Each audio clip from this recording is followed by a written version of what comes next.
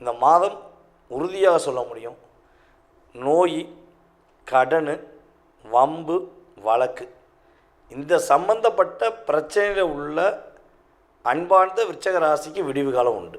காதல் சம்மந்தப்பட்ட விஷயங்களில் நிறைய லாக் ஆகிருக்கீங்க, நிறைய போராடிக்கிருக்கீங்க, அன்பு வச்சு ஏமாந்துருக்கீங்க அப்படின்னா அந்த ஏமாற்றத்துக்குரிய விஷயங்கள் மாறப்போகுது. லக்னத்துக்கு 11க்குரியவன், ராசிக்கும் 11க்குரியவன் தான் புதன். அவரே என்ன வராரு, 8ஆம் இடமாக வராரு. புதன்னாலே டாக்குமெண்ட் கையெழுத்துன்னு சொல்லி அர்த்தம். அப்போ கையெழுத்து மட்டும் நீங்கள் போட்டிங்கன்னா உலகெங்கும் இருக்கும் நமது அன்பு நேயர்கள் அனைவருக்கும் எனது இனிய வணக்கம். நான் உங்கள் டிஜே சுந்தரபாண்டி, சிவகாசியிலிருந்து. நேயர்களே, தற்போது நம்ம பார்க்க போகிற விஷயம் என்னென்னா, 2025ஆம் ஆண்டு புரட்டாசி மாதத்தில் உங்களுடைய வாழ்க்கையில் சூரிய பகவான் முதல் கிட்டத்தட்ட மற்ற கிரகங்கள் உங்களுடைய லைஃப்பில் என்ன விஷயங்கள்லாம் ஒரு பெரிய மாற்றத்தை ஏற்படுத்த போகிறாங்க. அதே போல் இந்த புரட்டாசி மாதம் அப்படிங்கிறது எவ்வளவு மிகப்பெரிய முக்கியமான மாதம் அப்படிங்கிறத பற்றி நம்ம பார்க்க போகிறோம். இந்த புரட்டாசி மாதத்தில் என்னென்ன நன்மைகள்லாம் நடக்க போகுது அப்படிங்கிற பற்றி நம்ம தெளிவாக பார்க்க போகிறோம்.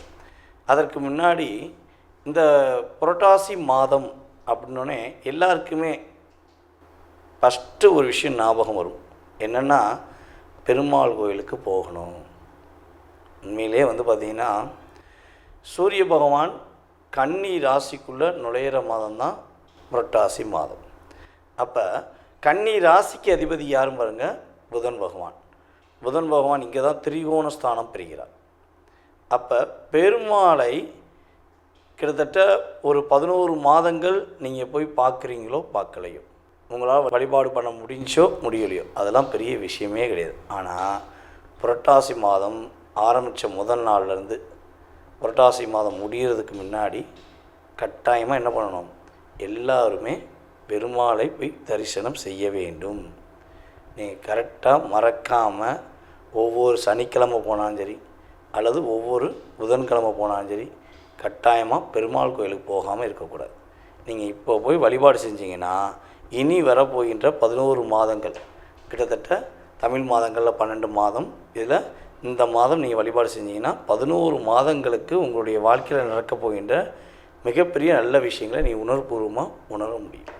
அதே போல் பெருமாளுடைய வழிபாடுங்கிறது பார்த்திங்கன்னா பொதுவாகவே மனிதனுடைய அத்தனை விதமான கவலைகளையும் அத்தனை விதமான பிரச்சனைகளுக்கும் தீர்வு கொடுக்கக்கூடிய ஒரு அற்புதமான ஒரு இறையருள் வழிபாடு பெருமாள் தான். யாரெல்லாம் பெருமாள் கோயிலுக்கு போகாமல் இருக்கீங்களோ மறக்காமல் இந்த புரட்டாசி மாதம் போயிருங்க. ஐயா, நான் ரெகுலராக போயிருக்கேன், பெருமாளை கும்பிட்டு என்னோடய வாழ்க்கையில் நிறைய மாற்றங்கள் வந்திருக்கு, நான் இன்னும் கும்பிடுவேன், என்னுடைய வாழ்நாள் முழுவதும் நான் பெருமாளை உறுதியாக வழிபாடு செய்வேன் அப்படின்னு நினைக்கிற நம்மளுடைய அன்பு நேயர்கள் உங்களுடைய மேலான கருத்துக்களை கீழே கமெண்ட்ஸில் கொடுங்க. ஓகேவா? இப்போ நம்ம பார்க்க போகிறது இந்த புரட்டாசி மாத பலன்கள் பார்க்க போகிறோம். கோச்சார கிரகங்கள் எங்கெங்கே அமர்ந்திருக்கிறாங்க அப்படின்னு தெரிஞ்ச பிறகு உங்களுடைய ராசிக்கான பலனுக்குள்ளே போகலாம். சூரிய பகவான் கிட்டத்தட்ட புரட்டாசி மாதம் 1ஆம் தேதி உள்ளே நுழைகிறார். அதாவது 17/9/2025 புதன்கிழமையில் சூரிய பகவான் உள்ளே நுழைகிறார். சூரிய பகவானுடன் புதன் பகவானும் இணைந்து செயல்படுகிறார். புதன் பகவான் பார்த்திங்கன்னா கன்னி ராசியில் தான் இருப்பார். புரட்டாசி 16ஆம் தேதி அவர் என்ன பண்ணுறாரு, துலாம் ராசிக்குள்ளே நுழைவார். செவ்வாய் பகவான் பார்த்திங்கன்னா ஆல்ரெடி துலாம் ராசிக்குள்ளே தான் இருக்கார். அதுக்கடுத்து பார்த்திங்கன்னா ராகு பகவான் கும்ப ராசியில் அமர்ந்திருக்கிறார். கேது பகவான் ஆல்ரெடி சிம்ம ராசிக்குள்ளே தான் அமர்ந்திருக்கிறார். அதுக்கடுத்து சனி பகவான் பார்த்திங்கன்னா மீன ராசியில் வக்ர நிலையில் அமர்ந்திருக்கிறார். அதுக்கடுத்து குரு பகவான் பார்த்திங்கன்னா மிதுன ராசியிலும், சுக்கிர பகவான் பார்த்திங்கன்னா இந்த மாதம் ஆரம்பத்தில் சிம்ம ராசியில் இருக்கிறார். கேதுவோடு இணைந்த சுக்கிரவனாக செயல்பட்டு கொண்டிருக்கிறார். கிட்டத்தட்ட இந்த புரட்டாசி மாதம் 24ஆம் தேதிக்கு மேலே அவர் என்ன பண்ணுறாரு, சூரியனுடன் இணைந்த சுக்கிரனாக செயல்பட போகிறார் என்று அர்த்தம். அப்போ இந்த கிரகங்களுடைய கோச்சார ரீதியான அமைப்பு வச்சு உங்களுடைய வாழ்க்கையில் என்னென்ன மாற்றங்கள்லாம் ஏற்பட போகுது, என்னென்ன முன்னேற்றங்கள்லாம் உண்டுங்கிறத நம்ம தெளிவாக பார்க்கலாம். வாங்க வீடியோக்குள்ளே போகலாம். விருச்சிக ராசி நேயர்களுக்கு புரட்டாசி மாதம் கிரகங்கள் என்னென்ன விஷயங்கள்லாம் கொடுக்க போகுது? ஐயா, ஒரு விஷயம் சொல்லுங்கள், விருச்சிக ராசிக்கு எப்போ ஒரு விடிவு காலம் சொல்லுங்கள். எப்போ பார்த்தாலும் எல்லா கிரகமும் எங்களை மட்டும் வச்சு செய்யுது. எப்போ பார்த்தாலும் கூட இருக்கவன் குளிப்பறிக்கிறானா, எதுக்கு இருக்கவன் குளிப்பறிக்கானா, யார் என்ன பண்ணுறானே தெரிஞ்சுக்கிற முடியல. நாங்கள் மட்டும் போராட்டத்தை மட்டும்தான் சந்திக்கிறோமே, எங்களுக்குன்னு ஒரு விடிவு காலம் கிடையாதா? சனி பகவானாக இருந்தாலும் எங்களை தான் அடிக்காரு, குரு பகவான் ஓடி போய் ஒரு 8ஆம் இடத்துல உட்காந்து எங்களை வச்சு செய்கிறாரு. எல்லாருமே என்னை இப்படி கஷ்டப்படுத்துகிறாங்களே, இதுக்கு ஒரு மாற்றம் உண்டா? மிகப்பெரிய ஒரு முன்னேற்றத்தை நாங்கள் அடைய முடியுமா? இந்த புரட்டாசி மாதம் என்ன மாற்றங்களை கொடுக்க போகுது அப்படிங்கிறத எதிர்பார்த்து வீடியோ பார்க்கின்ற என்னுடைய அன்பார்ந்த விருச்சக ராசி அன்பர்களுக்கு ஒரே ஒரு விஷயந்தாங்க.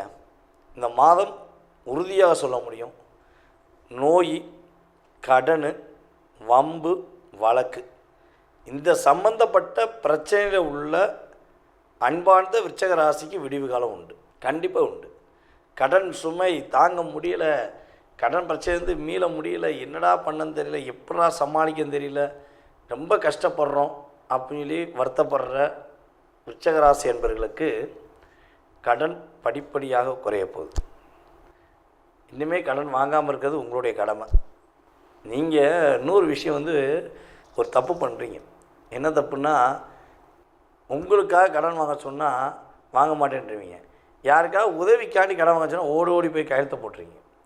உங்கள்கிட்ட மட்டும் ஃபோன் பண்ணி, நண்பா எங்கே இருக்கீங்க, கொஞ்சம் இந்த ஜாமீன் கையெழுத்து மட்டும் போட வேண்டிய இது போடலாமாண்ணா, ஏதோ கையெழுத்தானே சும்மா தானே போடணும், வாங்க போடுறேன் அப்படின்னு போட்டுருவீங்க.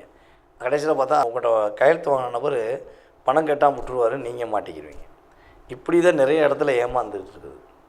அப்போ அந்த இடம் உங்களுக்கு கையெழுத்து போடக்கூடிய அங்கீகாரத்துக்குரிய இடமே கிடையாது. நீங்கள் எப்போ யாருக்கா ஜாமீன் கையெழுத்து போட்டிங்கன்னா உங்களுக்கு வரப்போகின்ற அத்தனை விதமான லாபத்தையும் நீங்கள் இழக்கிறீங்க. இதை ஏன் நம்ம தெளிவாக சொல்கிறோம்னா, விருச்சக ராசிக்காரங்க பிறந்தலேருந்து இனிமேல் வாழக்கூடிய அத்தனை நாட்களுமே, அத்தனை வருடங்களுமே, வாழ்நாள் முழுவதும் மேக்சிமம் ஜாமீன் கையெழுத்து போடவே கூடாது. ஏன்னா உங்களுடைய ராசிக்கு அல்லது உங்களுடைய லக்னத்துக்குன்னு சொல்லி பார்த்தாலும் சரி, லக்னத்துக்கு 11க்குரியவன், ராசிக்கும் 11க்குரியவன் தான் புதன். அவரே என்ன வராரு, 8ஆம் இடமாக வராரு. அப்போ எப்போ நீங்கள் போய் கையெழுத்து போகிறீங்களோ, புதன்னாலே டாக்குமெண்ட் கையெழுத்துன்னு சொல்லி அர்த்தம். அப்போ கையெழுத்து மட்டும் நீங்கள் போட்டிங்கன்னா உங்களுடைய லாபம் இங்கே நிறுத்தி வைக்கப்படுது. உங்களுக்கான உழைப்புக்கான லாபத்தை என்ன பண்ணுறாங்க, பிடிங்கிறாங்க. ஒன்று அங்கேயே ஸ்டாப் ஆகிரும், இல்லைன்னா நீங்கள் உழைச்சி என்ன பண்ணுவீங்க, நீங்கள் கையெழுத்து போட்டிங்க பார்த்தீங்களா, அதுக்காக நீங்கள் கட்டிக்கிட்டு இருப்பீங்க. இதுதான் பல காலங்களாக உங்களுக்கு நடந்துக்கிறது. அப்போ நீங்கள் ஜாமீன் கையெழுத்தும் கேட்டால் அது யார் கேட்டாலும் சரி, உங்கள் உறவில் யார் கேட்டாலும் சரி, நட்பில் யார் கேட்டாலும் சரி, முதல் நீங்கள் சொல்ல வேண்டியது, ஐயா செலவுக்கு வேணாலும் ரூபா வாங்கிக்கோ, தயவுசெய்து ஜாமீன் கையெழுத்து போட சொல்லாது. அப்போயுமே செலவுக்கு வேணால் ரூபா வாங்கிக்கோன்னு சொல்லலாம், கடனாக கொடுக்குன்னு சொல்லவே கூடாது. அதான் நீங்கள் கடைப்பிடிக்க வேண்டிய மிகப்பெரிய விஷயம். இந்த புரட்டாசி மாதத்தில் உங்களுடைய கடன் சுமை குறைய போது, நோய் நொடியிலேருந்து ஒரு நோய் ரொம்ப கஷ்டப்படுறீங்க, ஏதாவது ஒரு சின்ன பிரச்சனை, ஸ்கின் பிரச்சனை, அப்புறம் ஸ்கின் பிரச்சனை அதிகமாக வரும். நல்லா பாருங்கள், விருச்சக ராசிக்காரங்க ஸ்கின்னில் நிறைய பிரச்சனை வரும். அப்போ ஸ்கின்னில் பிரச்சனை வந்துச்சுன்னா என்ன பண்ணணும், உடனடியாக நீங்கள் என்ன பண்ணணும், பக்கத்தில் இருக்க உங்களுக்கு ஏற்ற ஒரு மருத்துவரை பார்த்துடணும். அப்போ ஸ்கின் பிரச்சனை ஏதேனும் இருந்தால் அந்த ஸ்கின் பிரச்சனைலேருந்து வெளியே வர போகிறீங்க. காதல் சம்மந்தப்பட்ட விஷயங்களில் நிறைய லாக் ஆகிருக்கீங்க, நிறைய போராடிக்கிருக்கீங்க, அன்பு வச்சு ஏமாந்துருக்கீங்க அப்படின்னா அந்த ஏமாற்றத்துக்குரிய விஷயங்கள் மாறப்போகுது. உங்களை ஏமாற்றிய நபர்கள் மரியாதையாக, அன்பாக, பாசமாக உங்களை தேடி கேட்க போகிறாங்க, மன்னிப்பு கேட்பாங்க. கண்டிப்பாக ஒரு மாற்றம் உண்டு. பொருளாதார ரீதியான சூழ்நிலைகளில் முன்னேற்றம் உண்டு. அதே போல் பார்த்திங்கன்னா நம்முடைய அன்பு நேயர்களுக்கு இந்த மாதத்தில் அரசாங்கம் சம்மந்தப்பட்ட முயற்சிகள், வேலைகளில் எதுவும் எடுக்கீங்க, விருச்சக ராசியில் யாராச்சும் அரசாங்க வேலைக்கு முயற்சி எடுக்கிறீங்க அல்லது அரசாங்க வேலையில் இருக்கீங்கன்னா பதவி உயர்வு உண்டு, வேலை உறுதியாக கிடைப்பதற்கான வாக்கியம் உண்டு. அப்படி இல்லைங்க, நான் எக்ஸாமே எனக்கு இன்னும் நெக்ஸ்ட் தான் வரப்போகுது, நான் என்ன பண்ணேன் அப்படின்னா, நீங்கள் உறுதியாக என்ன பண்ணுங்கள், இன்னொரு அப்ளிகேஷன் ஒன்று புதுசாக ஒன்று அப்ளை பண்ணுங்கள், ஏதாவது ஒரு வேலைக்கு அப்ளை பண்ணுங்கள். அது இந்த மாதம் புரட்டாசி மாதத்தில் அப்ளை பண்ணிங்கன்னா நீங்கள் எந்த மாதம் எக்ஸாம் எழுதினாலும் அந்த மாதத்தில் உள்ள கிரக அமைப்பும் இப்போ உள்ள கிரக அமைப்பும், அதாவது நீங்கள் ஆரம்பித்த இந்த மாதத்துக்குரிய கிரக அமைப்பும் உங்களுக்கு சாதகமான சூழ்நிலையை கொடுத்து நீங்கள் கிட்டத்தட்ட பார்த்திங்கன்னா ஒரு 99% வெற்றி பெறுவதற்கான ஒரு வாய்ப்பை உறுதியாக கொடுக்க போகுது. ஓகேவா? அப்போ உங்களுக்கு ஏற்றங்கள் முன்னேற்றங்கள் எல்லாமே இருக்கும்பொழுது அதை சரியாக பயன்படுத்தினீங்கன்னா மகிழ்ச்சி உறுதியாக உண்டு. நேயர்களே, தற்போது வரை நீங்கள் பார்த்தது உங்களுடைய ராசிக்கான பொது பலன்கள். இந்த புரட்டாசி மாதத்தில் கோச்சார கிரகங்கள் உங்களுக்கு கொடுக்கின்ற நன்மைகள் மற்றும் கவனம் என்ற விஷயங்களை பற்றி நீங்கள் தெளிவாக பார்த்துருக்கீங்க. இது பார்த்திங்கன்னா குறைஞ்சது ஒரு 20% உங்களுடைய லைஃப்பில் ஒரு மாற்றத்தை, முன்னேற்றத்தை கொடுக்கக்கூடிய ஒரு அமைப்பாக உறுதியாக இருக்கும். இதை தாண்டி உங்களுடைய சுய ஜாதகம் அப்படின்னு சொல்லி இருக்குது. நீங்கள் பிறந்த தேதி, மாதம், வருடம், நேரம், எந்த ஊரில் பிறந்தீங்க, எந்த நாட்டில் பிறந்தீங்க அப்படிங்கிற அமைப்பை வச்சு உங்களுடைய எதிர்காலத்தை நம்ம கணிக்கலாம். அப்படி உங்களுடைய மனசில் நிறைய கேள்விகள் இருக்குது, ஏகப்பட்ட விஷயங்களுக்கு விடையே தெரியல, ஒரு முடிவு எடுக்கக்கூடிய தெளிவான தன்மையில் வர முடியல அப்படிங்கிற குழப்பமும் கவலையும் உங்களுக்கு இருக்குது அப்படின்னா நீங்கள் செய்ய வேண்டியது ஒரே ஒரு விஷயந்தான். கீழே உள்ள வாட்ஸ்அப் நம்பருக்கு உங்களோட டீட்டெயில்ஸ் அனுப்பிவிடுங்க. உங்களுக்கு அப்பாயின்மெண்ட் டைம் கொடுத்து உங்களுடைய ஜாதக ரீதியான ஃபுல் டீட்டெயில்ஸை நீங்கள் தெரிஞ்சுக்கலாம். உங்களுடைய எதிர்காலம் சம்மந்தப்பட்ட, உங்களுடைய கடந்த காலம் சம்மந்தப்பட்ட அத்தனை விதமான செயல்பாடுகளுக்கும் பதில் கூற நான் கடமைப்பட்டிருக்கிறேன். மேலும் மேலும் உங்களுடைய ஆதரவை கொடுங்க. உங்களுடைய உறவினர்கள், நண்பர்கள் அனைவருக்குமே நம்மளுடைய யூடியூப் சேனலில் நீங்கள் என்ன பண்ணுங்கள், ஃபார்வர்ட் பண்ணுங்கள். ஜோதிடம் என்பது மிகப்பெரிய ஒரு கடலில் உள்ள முத்து மாதிரி. நிறைய பேர் ஜோதிடம் சம்மந்தப்பட்ட விஷயங்களை பேசினாலும் அந்த கடலில் நிறையா விஷயங்கள் இருக்கும், ஆனால் அந்த முத்துக்குன்னு ஒரு மதிப்பு இருக்கும். அதே மாதிரி தான் நீங்கள் என்னை ஒரு கடலில் உள்ள ஒரு முத்தாக, ஒரு மிகப்பெரிய ஒரு நல்ல ஒரு அங்கீகாரத்தை கொடுத்து வச்சதுனால நான் உங்கள்கிட்ட ரொம்ப ரொம்ப நன்றியை தெரிவிச்சுக்கிறேன். மேலும் நீங்கள் ஆதரவு கொடுக்க வேண்டும் என்று அன்புடன் கேட்டுக்கொள்கிறேன். அதே போல் இன்னொரு மிகப்பெரிய ஒரு முக்கியமான விஷயம் என்னென்னா, நம்ம சிவகாசியில் இருக்கோம். சிவகாசி எல்லாருக்குமே தெரியும். சிவகாசினால என்னது, பட்டாசு தான். பட்டாசு படன்னு வெடிக்கும். அது மாதிரி நானும் நிறையா படன்னு வெடிக்கிற மாதிரி பேசுகிறேங்கிறது எனக்கு தெரியும். நீங்களும் நிறைய கமெண்ட்ஸ் கொடுத்துருக்கீங்க. அப்படி இருக்கும்பொழுது நம்ம சிவகாசியில் இப்போ பார்த்திங்கன்னா பட்டாசு கடை ஆரம்பிச்சிருக்கோம். கிட்டத்தட்ட இது 2வது வருடம் நல்லபடியாக போய்க்கிருக்கு. வெளியூரில் இருக்கிற, வெளி மாநிலத்தில் இருக்கிற நம்மளுடைய அன்பு நேயர்களுக்கு யாருக்கும் தீபாவளி நெருங்குது, பட்டாசு வேணும்னா மறக்காமல் என்ன பண்ணுங்கன்னா, என்னுடைய வாட்ஸ்அப் நம்பருக்கு பட்டாசு வாங்கணும்னு ஆசைப்பட்றேன், பட்டாசு வேணும் அப்படிங்கிறத நீங்கள் அனுப்பிவிடுங்க. உங்களுக்கு பட்டாசுக்கான டேரிஃப் எல்லாமே உங்களுக்கு வாட்ஸ்அப்பில் அனுப்பப்படும்.